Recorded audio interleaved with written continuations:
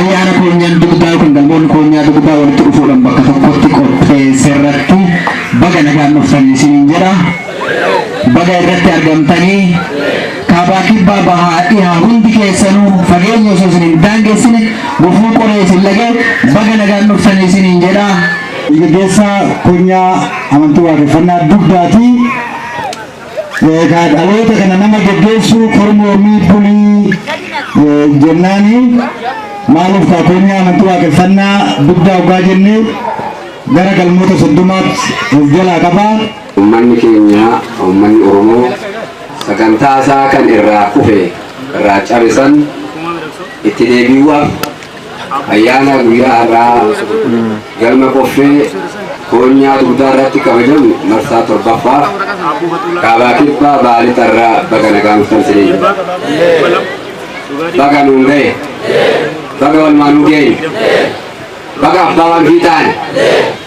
baga abbaa mirga fiixaan uummanni amma kanaa of beekee waan isaa beekee waan hanquraa isaa hanquraa toot je'ee iddoo kanarratti hirmaachuun isaa baay'ee nama gammachiisa. Haasa'uuf illee gammachuun bichaan haasa'uuf illee baay'ee nama dhibbisa jechuudha. Maaliif sababni isaati akkuma barnoota irraa duratti illee kennametti uummanni Oromoo uummata waan alate waan uumaa kanarratti alate keessaa tokkollee waan hin qabne jechuudha. Waan hidhate hin qabnu waan jalaa hidhate saba tokkotti maxxannee raawwannee bakka hidhuutanitti guutanii hin qabne jechuudha uummanni Oromoo. Maaliif sababiin isaa uummanni Oromoo kitti warri gurraachi warra aadaa addunyaan diimokiraasii jetteetti mul'atu warra kalaqee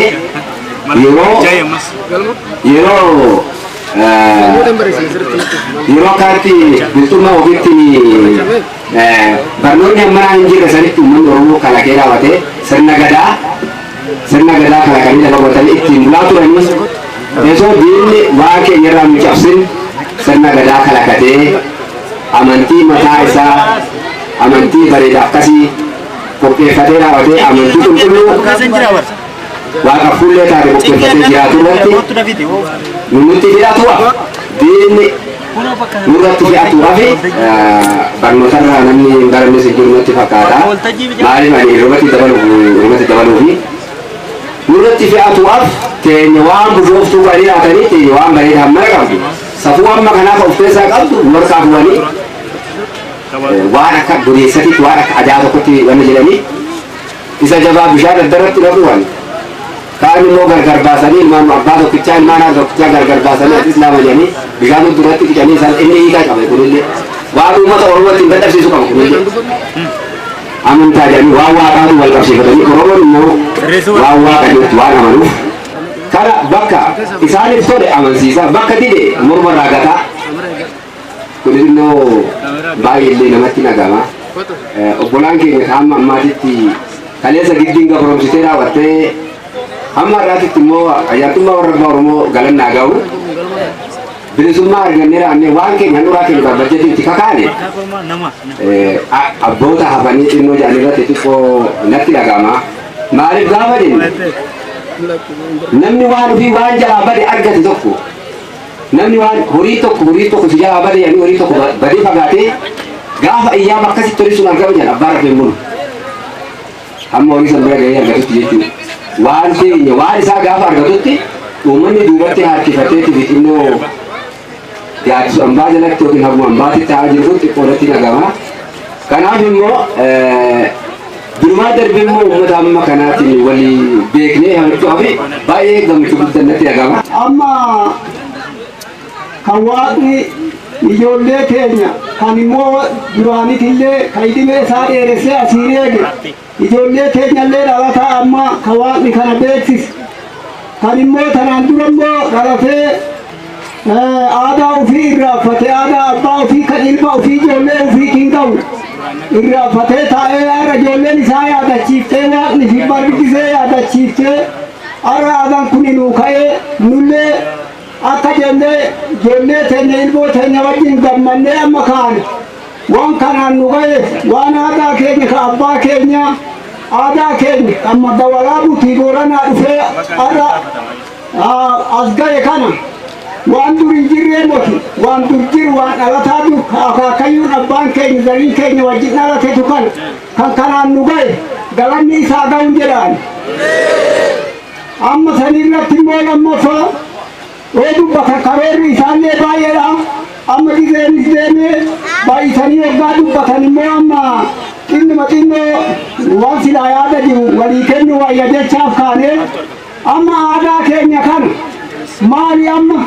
eega jammarame eega dhageenye eega jammarame eega aadaan keenya kan bade kun lafaa ka'ee qaata malee arroodu wal qabatee ka'e amma aadaa ijoolleen keenya kaafte kana jaarsis wajjin ka'ee dubartiin kan dur dhagaye kan dur isaan caalaa argee dhagaye arra oduu eegasii hordofee wajjin ka'e oduu itti gammade arra kana caala kuni arra guddaa jenna malee biyya difinii baay'ee asii jira maal immoo arrallee hin jedha malee aaduma babbareedu aaduma gazzabaan bareechan aaduma namni babbareeffate aaduma xinnoo eegasii kunoo jidduudhaan irra ture kana laalaa jira isin hordofaa jira bakkuma bareeddu hordofaa jira malee aadaa keenya kan duudhaa kan duri hin guddifannu sin bareechine hundi jechaan jiru oduu akka san taate hootanus arra gara biraati waan immoo aruma ammaa fooqiin korin aruma ammaa galin amma kanaan ijaarni wanna jennus kana seete sinuu qabnu yoo lafnu tana dachee tanarra teenyeeraa dhagaraa fayyaan qabannee wal kadhanne inni guddaa bakka sanisuma ga'e bakkeen kunuu dachee waan uume tun ka irra diriirfannu kun isiinuu xinnaa moti waaqarraa isin argannaa sanis itti dhaqannaa amma immoo kan dabre kan fuula duraa aadaa keenya xinnaan guddaan akka guddifannu bakka miidhagaa sanis ilma ga'e yoo guddifanne yoo wal qaban arrallee maal immoo achi gara biraan laalaa jira ambi aadaa ofii qabatisan miidhagfeetee guddifachaatuma jira warramlee gaafta keenan ay kan duraan irra turree hamma kana geenye dhiifnee raawwannee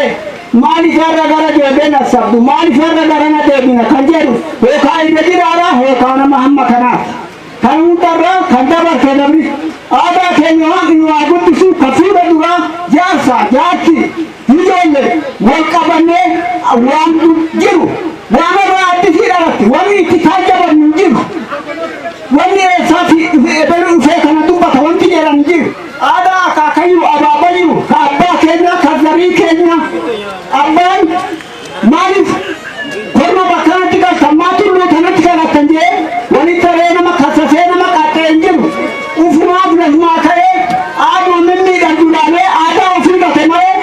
namanti maaliif bakka tana jedh aadaa keenyaa guddifatu malkaa maadhan tulluu maadhan diree irratti maakadhatti aadaa kee hanti sama qabdeedhe namni jedhan jiru ufumaaf bakkuma miidhan dulaalee aadaa ofii gataa jira kana hundaafuu kan dabarte fuula dura akka aadaa keenya beeknu akka aadaa keenya guddifatu kan jaarsa ta'e kan ijoollee ta'e kan dubartii ta'e aadaa keenya akka duubatti hin deebine dubartii deebi'u malee aadaa keenya akka miidhagfatu.